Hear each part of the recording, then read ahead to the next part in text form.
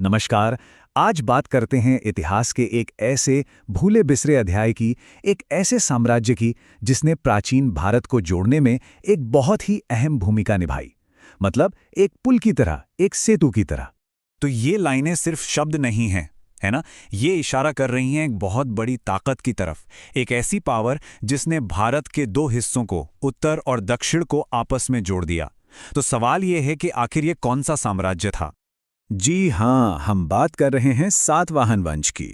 अब देखिए, ये एक ऐसा नाम है जो मौर्य या गुप्त जैसे बड़े बड़े साम्राज्यों के सामने अक्सर थोड़ा दब सा जाता है। लेकिन सच पूछिए तो इनका योगदान किसी से कम नहीं था। तो चलिए आज इसी भूली हुई कहानी की परतों को खोलते हैं।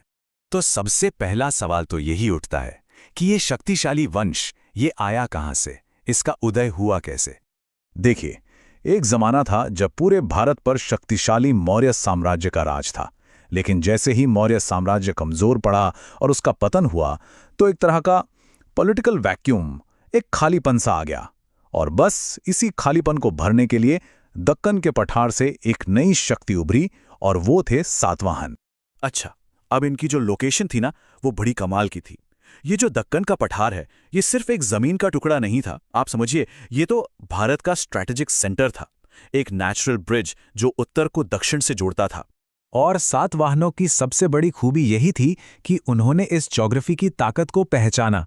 उन्होंने इसी को अपनी पावर का बेस बनाया। और देखते ही देखते दक्कन सिर्फ एक इलाका नहीं रहा, बल्कि पूरे भारत का एक बड़ा कमर्शियल हब बन गया। तो चलिए अब उस दौर की बात करते हैं जब सातवाहन अपने पीक पर थे।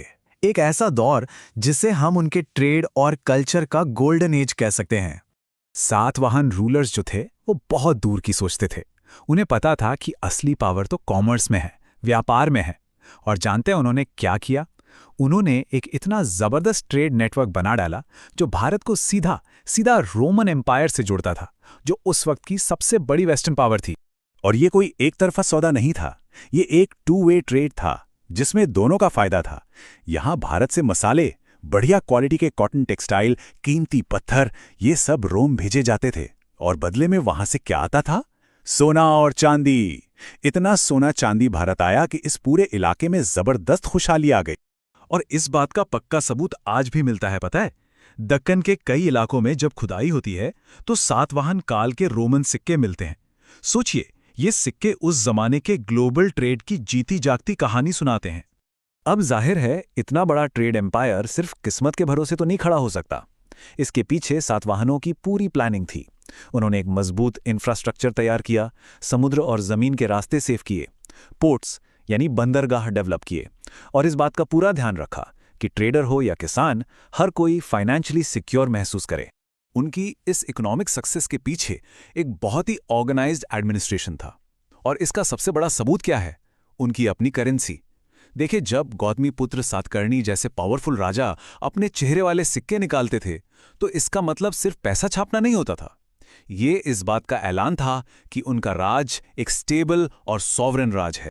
पर रुकिए, बात सिर्फ पैसे और व्यापार की नहीं है, कहानी अभी बाकी है। सातवाहन काल सिर्फ प्रॉस्पेरिटी का दौर नहीं था, बल्कि ये आर्ट और कल्चर के एक शानदार डेवलपमेंट का भी गवाह बना। इस दौरान आर्ट तो जैसे अपने पीक पर पहुंच गया था। जो अमरावती की फेमस मूर्तिकला है ना, वो इसी दौर में फली फूली। कई बड़े बड़े बौद्ध स्तूप और विहार बनाए गए, और अजंता नासिक की गुफाओं में जो कमाल की सजावट हुई, वो तो आज भी देखने वालों को हैरान कर देती है। अच्छा, एक सवाल ये भी है कि इतने बड़े और डाइवर्स साम्राज्य को उन्होंने एक साथ कैसे रखा? इसका राज था धार्मिक सहिष्णुता, मतलब रिलीजियस टॉलरेंस। सातवाहन शासकों ने बौद्ध और हिंदू दोनों धर्मों को बराबर सपोर्ट किया, और यही बैलेंस उनके लंबे और स्टेबल राज का एक बड़ा कारण बना। तो जैसा कि हर साम्राज्य के साथ होता है, सातवाहन एम्पायर का भी एक दिन अंत हुआ। लेकिन सवाल यह है कि वो अपने पीछे छोड़कर क्या गए, उनकी लेगेसी क्या थी? धीरे धीरे समय के साथ अंदरूनी लड़ाइयां होने लगीं, बाहर से हमले होने लगे, और पावर जो है वो बिखरने लगी। इन्हीं सब वजहों से ये महान साम्राज्य कमजोर होता गया और आखिर में खत्म हो गया। लेकिन देखिए, राजवंश तो आते जाते रहते हैं, पर उनके बनाए हुए पुल, उनकी लेगेसी, वो हमेशा जिंदा रहती है। और सातवाहनों ने जो कल्चर और ट्रेड का ब्रिज बनाया था, वो उनके साम्राज्य से भी कहीं ज्यादा मजबूत और टिकाऊ साबित हुआ। तो अगर हम संक्षेप में कहें तो सातवाहनों की विरासत क्या है? पहली, वो उत्तर और दक्षिण भारत को जोड़ने वाला पहला असली पुल थे। दूसरी, उन्होंने इंडिया को ग्लोबल ट्रेड मैप पर एक बहुत ही इंपॉर्टेंट जगह दिलाई। और सबसे बड़ी बात, उन्होंने एक ऐसा माहौल बनाया जहां अलग अलग कल्चर एक दूसरे का सम्मान करते हुए एक साथ आगे बढ़ सके। तो आखिर में ये एक सवाल है जिस पे सोचना चाहिए। आज जब हम भारत की यूनिटी की बात करते हैं तो सातवाहन वंश को याद करना इतना जरूरी क्यों है? शायद इसलिए क्योंकि उनकी कहानी हमें सिखाती है कि जब ट्रेड, कल्चर और टॉलरेंस एक साथ मिल जाते हैं तो एक देश को कितना मजबूत